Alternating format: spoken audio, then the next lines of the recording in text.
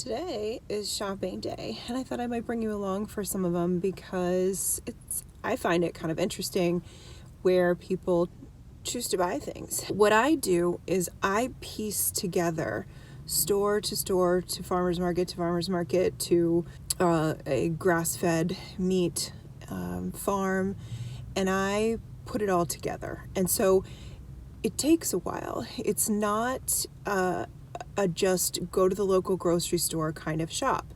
So I drive, I guess it's like 25 minutes to a store, just a very conventional grocery store, and I do my first shop there. And this is where I get things like the kids' bread, because I don't make gluten bread at home. So I do buy like a bakery bread for them. I buy like 5 loaves and put them in the freezer. I do stuff like our tuna. Mostly I get kid food here, things that they would, enjoy. I get like chocolate chips to make, dairy-free chocolate chips to make our granola bars. I might get gluten-free oats here, coconut aminos, things like that. So I just often look at what's on sale. There's a raw goat cheddar that I can get here for very inexpensive, and I'll get yogurt for the kids, whatever it is. That I take you along on a little bit of the shopping today. So when I go to the conventional grocery store, I also hit 2 thrift stores, because if I'm going to be out here anyway, I might as well go to the thrift store. So we'll go to those 2. First, I grab the kids' bread and go right to the freezer section. I'm always stocking up on these organic mushrooms and peas. I keep a couple bags of fries in the freezer for nights when I'm so exhausted and need to do something simple. I also got this huge squash that I'm excited about. Next, frozen pizza for my partner Dave and gluten-free bread for myself and my daughter. Then I grab seltzer water and a couple cucumbers for my food-sensitive kid who eats only 3 vegetables, and these are one of them. Our one junk food is these chips. Next, I get 4 bags of chocolate chips, 4 cans of pumpkin, a raw honey, 2 jars of peanut butter, 4 bags of decaf coffee, 2 bags of sugar, and a box of tea. The sugar and peanut butter are for emergency food storage. A few boxes of wild rice, 4 bags of split peas and lentils, 2 bags of grass-fed pepperoni, 2 bottles of coconut aminos, and rice noodles. 6 containers of dairy-free coffee creamer, 2 containers of whole milk yogurt, 3 packages of raw goat cheese, 3 packages of Kerrygold butter, and 8 cans of tuna. At the very end, I grab the kids' milk. A full cart, but at times I have double this. So that was $339.19 for this. Now, I will have to do a conventional grocery store run once more during the month. The kids will need milk, so unless I go to the grass-fed milk farm and get that, I usually just run and get them some milk from the store. And then there's a couple of odds and ends that I always forget, or the kids ask for special or something like that. And that was $339, so about $340 for the month. Remember, this is for the month. Buying multiples of things, multiple coffees, multiple cheese, multiple butter, multiple yogurt, multiple. All right, second stop is the first thrift store. Now, I always have a plan when I go in. I'm looking for very specific things, and sometimes I find something completely outside of that, but I want to make sure that I'm not just going in and grabbing random things because they're there. I'm looking for handmade pottery, fake plants that are really nice that I can make wreaths with. And then I'm going to pop in and I'm going to look at the clothes section. I'm always looking for handmade pottery, and I usually pop in and look at the baskets too, because you never know when there's a gem that just shows up and it's just there and you got to grab it. So those are the main things that I specifically look for. I grab a cart and head right to the dried flower wreath section. Over the last couple years, this particular store has skyrocketing prices. It no longer feels like real thrift to me, and the quality has gone down. I like to see where things are made, where they are from. Finding vintage takes a lot of patience and investigation. Picking is a slow, methodical process. I found a few treasures in the candle section today to add to my collection. Next, the baskets.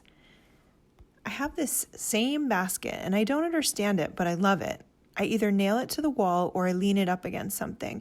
I have to imagine this was some sort of insert for a basket holder. I don't know. Do you know? Here's a planter basket. These are great to tuck plants into without spending a ton of money on planters. I checked to see if there are any tags saying where things were made or indicating age. Can you spot the one I end up getting? I'll show you at the end. Here is a cute unburned candle that someone will be thrilled to find. Dave says he draws the line at roosters when it comes to our decorating, guessing that would include this turkey. If there were more of these switch plates, I would have bought them. It just wasn't enough to do a full room in the apartment that I'm working on. It got really busy at that store, so I had to stop filming, and this is stop number 3, a Goodwill. This plate from India was amazing, but the paper mache was wearing off and it wasn't in great shape, and I just don't need something I have to fix. But I did luck out and find one thing on my list, a grapevine wreath. I will take these flowers off and decorate it myself. Then I spotted these chalkboards that say Made in Portugal on them. I love them, no idea what I'll use them for, but I love them. I grabbed these baskets, perhaps for a wall hanging or on nightstands to hold a cup of water, rings, oils, books, a plant, so many options. Then I struck gold in the clothing department, which I'll save for another video to show you. Beautiful finds from today. These say Italy on the back, and I think they were saucers because if you look in the light, you can see a little place that the saucer would go. These were a pair for $2.99. I'm going to do a little research and see if I can figure out what these are. And then this wooden bowl, it's hand painted. It's just really beautiful. I think this one was $4.99. It looks like one of the legs has been repaired once, but I kind of loved that it was on legs. It's just sweet and different. So those are 2 really fun finds. That is made in Italy that I need to do a little research on because I can't actually read what that says. I need to put my glasses on. $2.99, just a beautiful, beautiful piece. And then this one is handmade, and the bottom of it is signed J. Bakar something, 1974 to 1976. I just thought that was sweet. And it's just this really cute little floral vase or pitcher. I got this basket for $2.99. I liked the shape of this a lot. That'd be great in a bathroom. You could tuck some stuff in. And then Delilah always does this when I bring in bags from thrift stores. She always lays down right by them. Now, a lot of these are clothes that are going to go on my shop sale, which if you don't know, I do have a shop that I have closed, that I closed for about a year. I'm going to be opening it again very soon, and I'm starting to do some collecting, and that's what a lot of those clothes will be for. So I'm not going to show you too many of them now. This is Shirley, and Shirley has been my model for a long time. I've had this store for quite a while. It's called Pocket and Fern on Instagram, and I'm hoping to grow it into all sorts of fun things this coming year, or this next coming year, and I'm just going to let it grow slowly and organically and see what happens. She's like the protector of the thrift. It's really funny. She's done this, I'm telling you, every single time I bring thrift bags in, this is what she does. I think it's the cutest thing. And the cat took her spot next to the thrift stuff. Isn't that funny? Why do animals do that? I really don't know. The protector of the thrift, my girls.